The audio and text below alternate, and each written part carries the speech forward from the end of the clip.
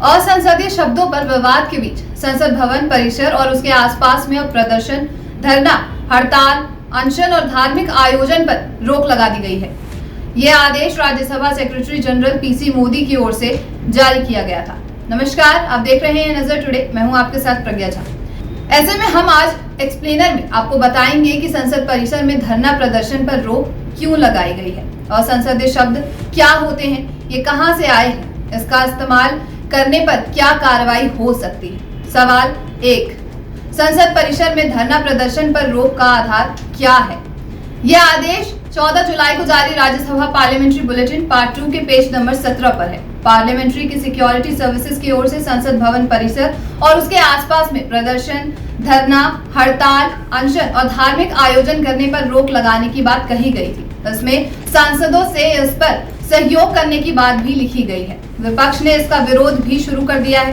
कांग्रेस महासचिव जयराम रमेश ने अपने ट्वीट में तंज कसते हुए कहा है कि अब संसद परिसर में धरना करना भी मना हो गया है। सवाल दूसरा, असंसदीय शब्द होते क्या है। दुनिया भर की सदन डिबेट के दौरान कुछ नियम और स्टैंडर्ड अपनाती है। ऐसे शब्दों या फ्रेज जिनका प्रयोग करना सदन में अनुचित माना जाता है, उन्हें ही असंसदीय शब्द कहते हैं। ब्रिटेन की सदन में इसे असंसदीय भाषा कहा जाता है। ऐसे ही नियम दुनिया भर के कई अन्य देशों की संसद में भी है।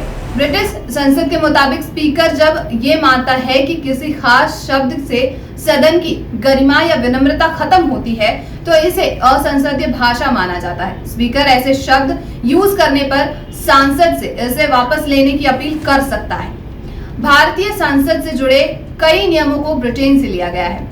भारतीय संसद से जुड़े कई नियमों को ब्रिटेन से लिया गया है, तो भारतीय संसद के संदर्भ और असंसदीय शब्दों का कॉन्सेप्ट भी वहीं से आया है। सवाल तीसरा, असंसदीय शब्दों की पहचान और उन पर रोक की परंपरा कैसे शुरू हुई थी। सबसे पहले ब्रिटेन ने 1604 में अनुचित भाषा या एक्सप्रेशन को सदन की कार्रवाई से हटाने का कदम उठाया था। इतिहासकार पॉल सेवार्ट के मुताबिक ब्रिटेन के निर्वाचित सांसदों की सदन यानी हाउस ऑफ कॉमन्स के जर्नल में पहली बार 1604 में असंसदीय शब्द के इस्तेमाल पर सदन की कार्रवाई करने का जिक्र मिलता है। उस समय सदन इस बात पर सहमत हुई थी कि प्रसिद्ध वकील लॉरेंस हाइड का भाषण, जिसमें विषय के बजाय व्यक्तियों के बारे में बात की गई थी, वो सदन के नियमों के तहत स्पीकर को हटा देना चाहिए था। हालांकि सेवार्ट का मानना है कि ये पहली बार नहीं था जब इस नियम का इस्तेमाल किया गया था, लेकिन ये पहली बार था जब इस नियम को दस्तावेज के रूप में जनरल में प्रकाशित किया गया था। अनपार्लियामेंट्री शब्दों या भाषा पर रोक की परंपरा भी ज्यादातर ब्रिटेन और ब्रिटिश राज में रह चुके देशों में यानी भारत, ऑस्ट्रेलिया, न्यूजीलैंड, आयरलैंड और कनाडा जैसे कॉमनवेल्थ देशों में है। सवाल 4, भारत में संसद और विधानसभाओं में बोलने की कितनी आजादी है और क्या हमारे यहाँ इस पर कोई पाबंदी है। संविधान के आर्टिकल 105(2) के तहत भारत में संसद में कही गई किसी भी बात के लिए कोई सांसद किसी कोर्ट के प्रति उत्तरदायी नहीं होता है। यानी सदन में किसी भी तरीके की बात कही जाने को कोर्ट में चैलेंज नहीं किया जा सकता है। लेकिन इसका मतलब ये नहीं है कि संसद को सदन में कुछ भी बोलने की छूट मिल जाती है। एक सांसद जो कुछ भी कहता है वो लोकसभा में procedure and conduct of business के रूल 380 के तहत स्पीकर के कंट्रोल में होता है। यानी संसद में कोई भी सांसद असंसदीय भाषा का इस्तेमाल करता है तो उस पर स्पीकर को ही एक्शन लेने का अधिकार है। अंग्रेजी, हिंदी और अन्य भारतीय भाषाओं में ऐसे हजारों शब्द और फ्रेज हैं जो असंसदीय हैं। लोकसभा स्पीकर ओम बिरला के मुताबिक असंसदीय शब्दों की डिक्शनरी पहली बार 1954 में जारी की गई थी। इसके बाद से ये 1986, फिर 1992, 99, 2004, 9 और 10 में जारी की गई थी। 2010 के बाद से इसे हर साल जारी किया जाता है। इस बार जारी बुकलेट में 1100 पेज हैं। ये लिस्ट लोकसभा, राज्यसभा के साथ ही विधानसभा की कार्रवाइयों के दौरान असंसदीय घोषित किए गए शब्दों को मिलाकर बनती है। पूर्व लोकसभा सेक्रेटरी जीसी मल्होत्रा ने 2012 में बताया था कि इस किताब को तैयार करते वक्त आजादी के पहले केंद्र विधानसभा, भारत की संविधान सभा, प्रोविजनल संसद, पहले से 10वीं लोकसभा और राज्य विधानसभाओं और यूनाइटेड किंगडम की तरह राष्ट्रमंडल सांसदों की बहसों में असंसदीय घोषित किए गए थे। शब्दों और फ्रेज से लिया गया था। आमतौर पर लिस्ट तैयार करने की प्रक्रिया जनवरी और फरवरी से शुरू हो जाती है। सवाल 6. लोकसभा, राज्यसभा या विधानसभाओं में असंसदीय शब्दों की पहचान की प्रक्रिया क्या है? कौन और कैसे तय करता है कि ये शब्द असंसदीय है या नहीं? अगर स्पीकर को लगता है कि सदन की कार्रवाई के दौरान इस्तेमाल किए गए शब्द या फ्रेज में ऐसी जानकारी है जिसे पब्लिक करना जनहित में नहीं है, तो स्पीकर को ऐसे शब्दों या फ्रेज का या एक्सप्रेशन को कार्रवाई से हटाने का अधिकार दिया जाता है। सवाल 7. अगर किसी शब्द को लोकसभा स्पीकर ने असंसदीय घोषित किया है तो क्या राज्यसभा में वो असंसदीय हो जाएगा? विधानसभाओं में क्या होता है, चलिए ये बताते हैं।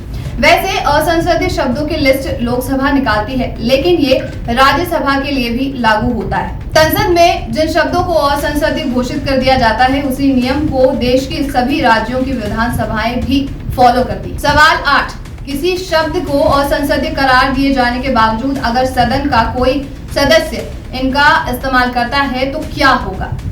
किसी शब्द को असंसदीय करार देने और कार्रवाई से हटाने के अधिकार स्पीकर के पास होता है। लोकसभा में procedure and conduct of business rule 380 के मुताबिक यदि स्पीकर को लगता है कि किसी डिबेट में असंसदीय शब्दों का इस्तेमाल किया गया है तो वो उस शब्द को सदन की कार्रवाई से हटाने का आदेश दे सकता है। रूल 381 के मुताबिक सदन की कार्रवाई का जो हिस्सा हटाना होता है उसे मार्क किया जाएगा और कार्रवाई में एक फुटनोट की तरह डाल दिया जाएगा। स्पीकर के आदेश पर इसे हटा दिया जाएगा।